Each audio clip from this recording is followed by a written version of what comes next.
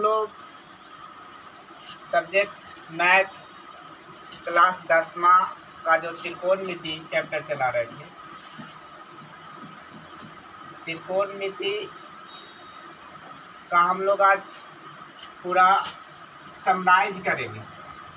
Summarise का मतलब होता है उसको पूरा शुरू से लेकर अंत तक उसको समरी निकालना, सारांश। ठीक है, सारांश देखेंगे। ठीक है, तो हम लोग त्रिकोणमिति का परिभाषा पहले समझ लेते हैं। परिभाषा हम बताए थे कि त्रिकोणमिति में हम लोग त्रिभुज के गुणों का और उसके संबंधों का अध्ययन करते हैं, यही ना बताए थे। हाँ, और उसमें भी सबसे ज़्यादा कौन सा त्रिभुज का, तो सबसे ज़्यादा हम लोग 10वां क्लास के लिए सबसे ज़्यादा इम्पोर्टेंट जो त्रिभुज है उसको समकोण त्रिभुज को ही ध्यान में रखा जाता, और किसी त्रिभुज को नहीं। समकोण त्रिभुज को जो है ज़्यादा ध्यान दिया जाता है, और उसी में के आधार पर इसका जो है एक कोण समकोण होता है और दो अन्य कोण न्यून कोण होता है। और इसमें न्यून कोण जो है, जैसे मान लो बी समकोण है, ए और सी दो न्यून कोण है, तो इसका न्यून कोण का जो है साइन क्या होगा, तो साइन हम बताए थे कि साइन जो है एक दो भुजाओं का अनुपात को साइन कहते हैं। जैसे मान लो कि इसके लिए कोण ए के लिए अगर हमको साइन निकालना है, तो इसके लिए लंब जो हो जाएगा वो इसका सम्मुख भुजा बताए थे ना। किसी समकोण त्रिभुज में अगर एक कोण समकोण हो जाए तो दो कोण न्यून कोण होता है, और ये दोनों कोण का जो है हम साइन कॉस को निकालते हैं।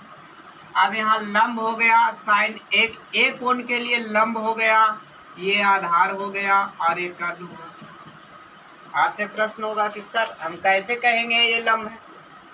कभी कभी हम इसको लंब, तो हाँ, इसको पकड़ने का ये तरीका है कि लंब का परिभाषा देखना है कि किसी न्यून कोण के सामने की जो भुजा होता है उसको लंब होता है। ठीक, तो हम ए के लिए अगर लिखें तो ए के लिए इसके सामने वाला हो गया ये BC, तो लंब BC हो गया।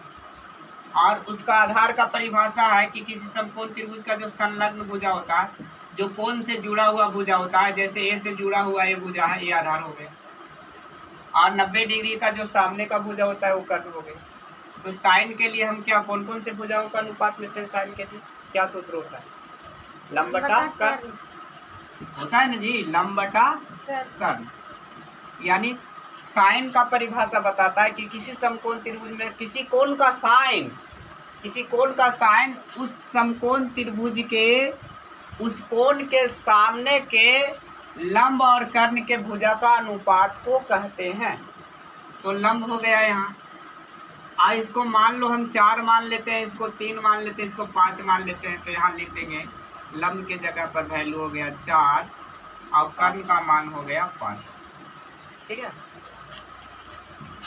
तो अगर मान लो हम tan ए निकालना है, तो जो त्रिकोणमिति का पद जो tan है, ठीक है, और tan कोण ए के लिए किस किस भुजाओं का अनुपात को होगा? तो tan थीटा बराबर क्या सूत्र होता है? लंब बटा आधार।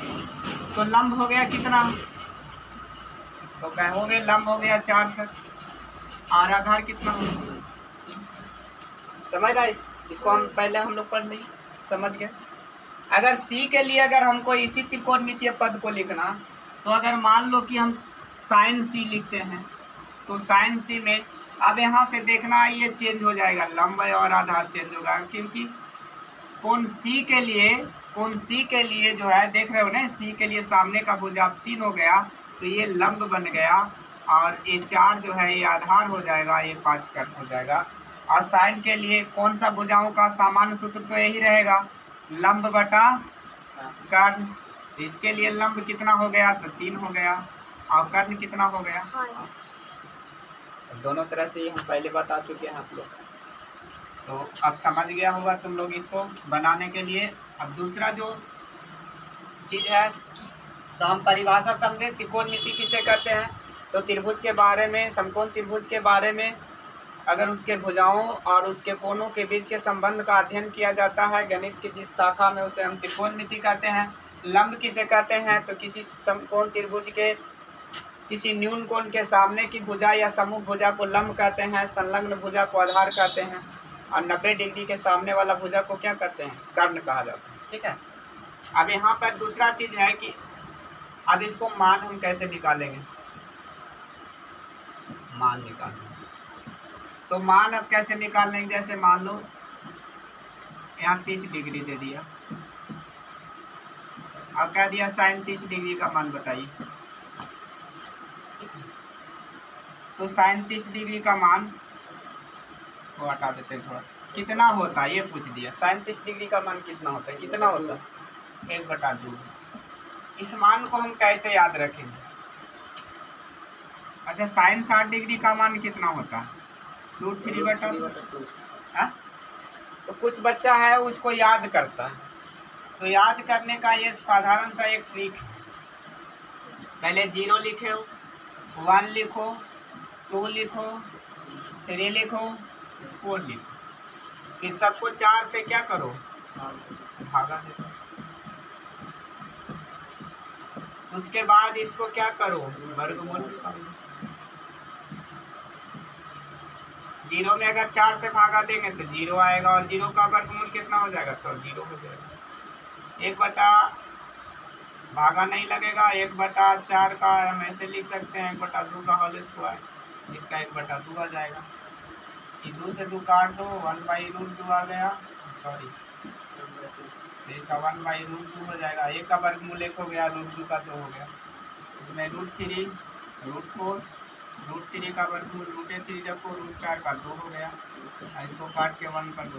यानी कि कहने का मतलब है कि ये 0 डिग्री के लिए, ये 30 डिग्री के लिए, इस 45 डिग्री के लिए, और ये 60 डिग्री के लिए, और ये कितना डिग्री के लिए, 90 डिग्री के लिए हमारा जो है ये मान मिल गया।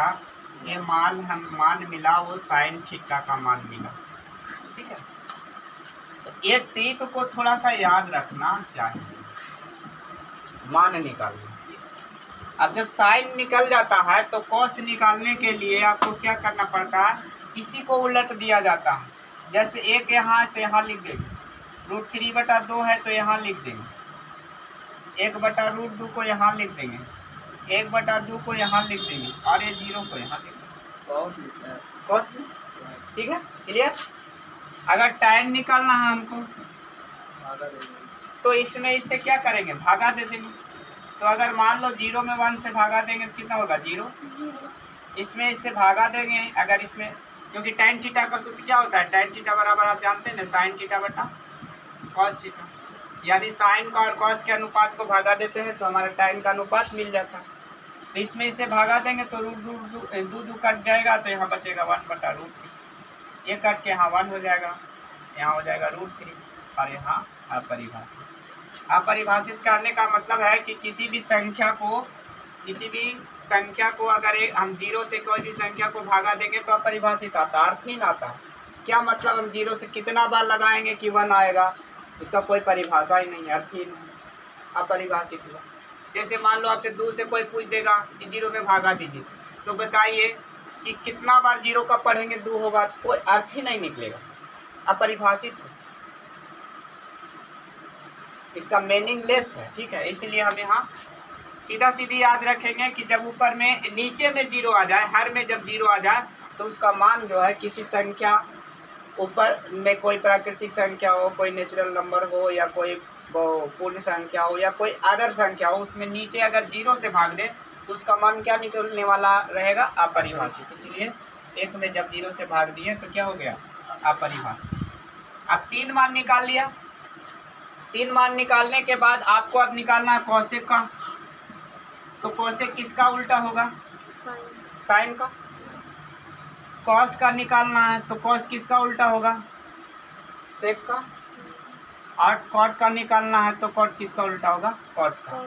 मतलब कहने का है कि अगर हमको कोसेक 0 डिग्री का निकालना है तो हम जहाँ हमारे जो साइन है, ये साइन 0 डिग्री का मान है, अगर 0/1 तो इसको 1/0 कर देंगे, यानी यहाँ पर क्या आ जाएगा, अपरिभाषित हो जाएगा कि नहीं। यहाँ पे मान है तो यहाँ 2/1 हो जाएगा, यहाँ 1/2 है तो उल्टा करेंगे, हर ऊपर जाएगा और अंश नीचे आएगा, 2 ऊपर आ गया 1 नीचे आ गया, तो इसका मान 2 हो जाएगा।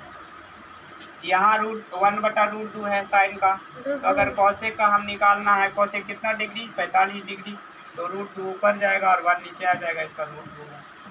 इसी तरह से हम सबको उल्टा कर देंगे तो हमारा 6 भी मान जो sine cos tan cosec sec cot सब के सब क्या हो जाएगा, मिल जाएगा। अब इसको सीखने के बाद अब तीसरा जो चीज आता है वो है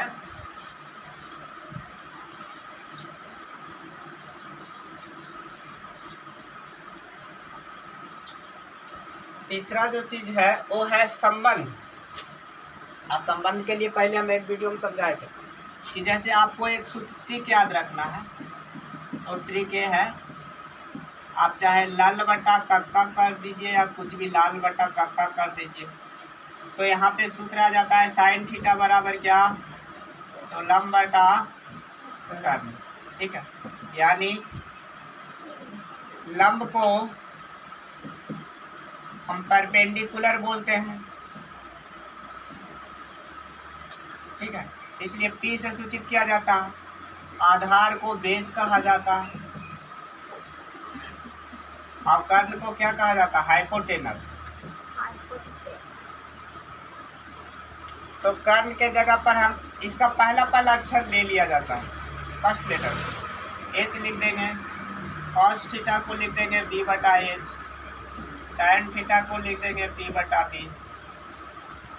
यही तो परिभाषा बताता है। ये बताए थे कि साइन थीटा साइन किसका अनुपात है, तो किसी समकोण त्रिभुज में उस न्यून कोण का लंब और कर्ण के अनुपात को क्या कहते हैं, साइन कहते हैं।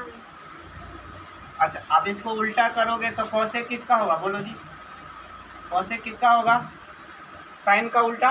साइन का नीचे वाला H ऊपर जाएगा और ऊपर वाला P नीचे आएगा। सेक किसका उल्टा होगा, तो सेक जो है इसका उल्टा होता है, H ऊपर जाएगा P नीचे आएगा ना, इसका ना उल्टा होगा। कॉट किसका उल्टा होगा, तो कॉट थीटा हो जाएगा इसका उल्टा टैन का, यानी B बटा। हमारे पास में 6 मान आ गया और ये 6 सूत्र को याद रखना है, और इसी के आधार पर हम आपको सिखाए थे कि कैसे सिद्ध करते हैं साइन स्क्वायर थीटा और प्लस कॉस स्क्वायर थीटा बराबर मान लो एक संबंध 1 है। इसको हम कैसे सिद्ध करेंगे, तो इसी मान को रख के सिद्ध कर देंगे, लिख देंगे LHS बराबर, ये सब सिद्ध करने के लिए सिखा है P बटा H का होल स्क्वायर, साइन थीटा का सूत्र P बटा H होता, और प्लस इसका हो जाएगा B बटा H का होल स्क्वायर, P स्क्वायर बटा H square plus B square बटा H स्क्वायर, लघुत्तम हो जाएगा H स्क्वायर और यहाँ हो जाएगा P square plus B square. और आप लोग को बताए थे पाइथागोरस प्रमेय में कि P square plus B square बराबर क्या होता है, H स्क्वायर। पाइथागोरस बताया था लंब स्क्वायर प्लस आधार स्क्वायर बराबर कर्ण स्क्वायर। तो हमारा P square plus B square के जगह पर हम H स्क्वायर लिखेंगे, और H स्क्वायर करके 1 आ जाएगा, यही आपका हो जाएगा। तो इस तरह से इतना याद करने के बाद इसको हम सिद्ध करते हैं, ठीक। और इसमें कितना सूत्र बताए थे, सूत्र की संख्या कितना बताए थे, 20 बताए थे ना। जैसे आपसे पूछ देगा sine theta into cosec theta, तो क्या आप लिखिएगा 1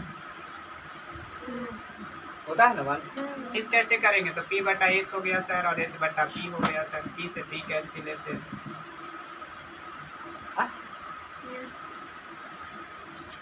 इस तरह से टोटल सूत्र कौन हुआ, तो इसमें 3 निकाल लीजिएगा, और 3 किया इसमें से 9, ठीक है।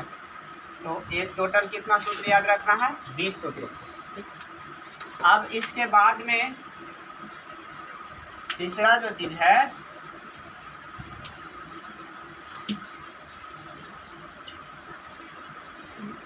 वो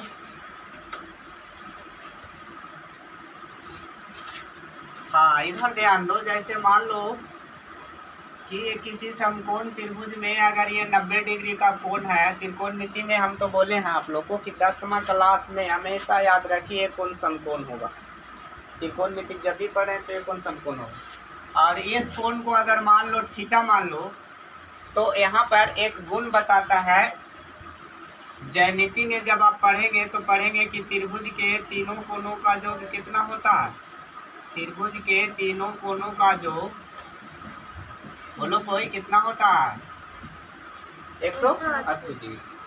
180 डिग्री में से 90 डिग्री तो ये हो ही गया, हटा दो इसको, बाकी आपके ये दोनों का जोड़ कितना बचेगा, तो 90 डिग्री। यानी ए बी सी मान लें, और अगर ए और सी का जोड़ जो आया ए प्लस कोण सी बराबर, वो कितना आया 90 डिग्री। ठीक है, तो यहाँ सी का मान अगर थीटा रख देते हैं तो यहाँ थीटा लिख दें तो ए प्लस कोण थीटा बराबर 90, यानी कोण ए का मान हमारा 90 माइनस हो जाएगा थीटा। थीटा उधर जाएगा तो प्लस ही क्या हो जाएगा माइनस। तो यहाँ जो मान निकला वो निकल गया हमारे पास में 90 माइनस थीटा। ठीक है, तो क्या होता है यहाँ पे देखते हैं, यहाँ साइन थीटा बराबर हम सूत्र से क्या लिखते हैं, त्रिकोणमितीय सूत्र से लिखते हैं साइन थीटा बराबर लंब बटा क्या होता है, लंब बटा लंब। तो इस कोण के लिए लंब कौन हुआ, थीटा के लिए सम्मुख भुजा जो लंब का परिभाषा है, तो लंब हो गया ए बी, तो यहाँ ए बी लिख दो, और कर्ण हो गया ए सी, तो यहाँ सी लिख दो।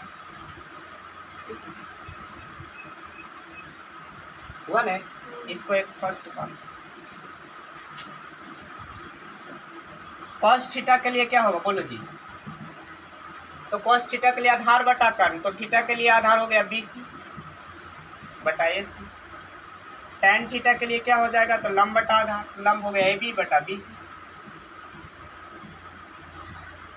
हुआ नहीं, कोसेक थीटा लिखो, इसको उलटते जाओ, छोड़ो यहाँ पे, कोसेक किसका करते हैं, तो कोसेक थीटा ए सी ऊपर चला जाएगा और ए बी नीचे आएगा। सेक थीटा के लिए इसको उल्टो, ए सी ऊपर जाएगा और बी सी नीचे आएगा। कॉट थीटा के लिए इसको उल्टो, बी सी ऊपर जाएगा, ए बी नीचे आएगा। हाँ, ये 6 अनुपात हमारा भुजा का है। ठीक, किस कोण के लिए, तो हम लिख सकते हैं कोण थीटा के लिए। अब इसी प्रकार से अगर हम देखें त्रिकोणमिति में, तो 90 माइनस थीटा के लिए क्या होगा, तो इस थीटा के लिए 90 माइनस थीटा जो यहाँ पे कोण देख रहे हो, ये वाला जो कोण है 90 माइनस थीटा, तो ये 90 माइनस थीटा के लिए लंब कौन होगा, तो बी सी होगा। देख रहा, इसके सम्मुख भुजा को लंब कहते हैं। लंब का परिभाषा लिखा है, लंब होता है जो सामने की भुजा। तो कोण 90 माइनस थीटा का सामने बी सी पड़ा, तो इसके लिए हम लिखेंगे साइन 90 माइनस थीटा बराबर, तो इसके लिए लंब हो गया बी सी, अब कर्ण हो जाएगा ए सी। ठीक है, अब लिखो कॉस 90 माइनस थीटा, तो कॉस को तो आधार बटा कर, तो आधार कौन हो गया, तो आधार हो गया ए बी बटा बी सी, और टैन 90 माइनस थीटा, तो लंब बटा आधार यानी कि बी सी बटा ए बी। अब इसी को उल्टेंगे तो यहाँ हो जाएगा कोसेक 90 माइनस थीटा, तो नीचे वाला ऊपर जाएगा यानी ए सी ऊपर होगा और बी सी नीचे होगा। फिर से 90 माइनस थीटा, नीचे वाला जो है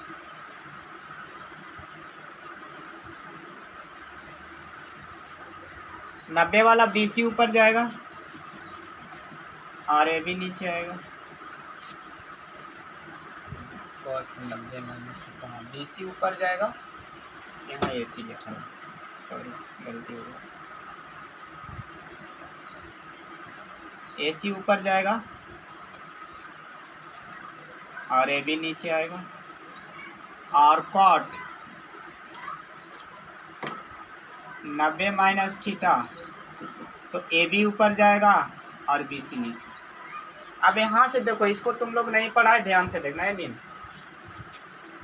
यहाँ मिला लो ए बी बटा ए सी, अनुपात निकालना। यहाँ देखो ए बी बटा ए सी है न, हाँ, यहाँ भी ए बी बटा ए सी और यहाँ भी ए बी बटा ए सी, तो यहाँ साइन थीटा है, यहाँ कौन थीटा है, कॉस थीटा।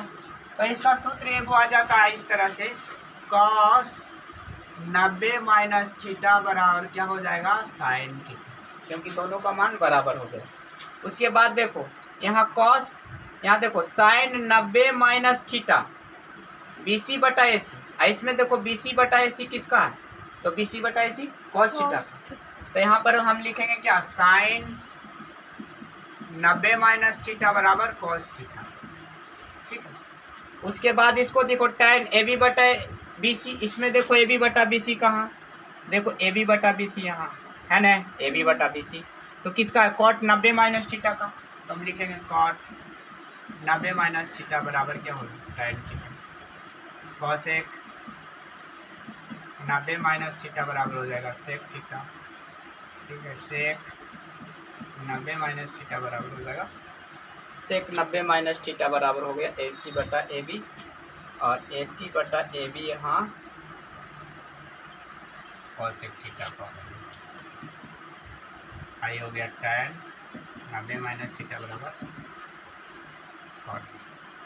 तो यहाँ जो 6 सूत्र आया, ठीक है, ये 6 सूत्र ये, ठीक है, इसको तुम लोग अभी लिखेगा, ये नहीं पढ़ा है, और वो दोनों पहले की वैल्यू मान कैसे निकालते हैं जो हम पहले बताए कि मान कैसे निकालेंगे, ठीक है, जैसे 37 डिग्री का मान, 60 डिग्री का मान कैसे निकालेंगे, और दूसरा जो हम तुम लोग को पढ़ाए थे कि संबंध कैसे स्थापित करेंगे। संबंध का मतलब सिद्ध करना, संबंध का मतलब क्या, सिद्ध करना, जिसमें कितना सूत्र आप लोग को बताए थे कि 20 को फॉर्मूला जो है वो, ठीक है। तीसरा जो मान है ये वाला है, इसको बोलते हैं पूरक कोण के रूप में लिखना, पूरक कोण के साथ संबंध,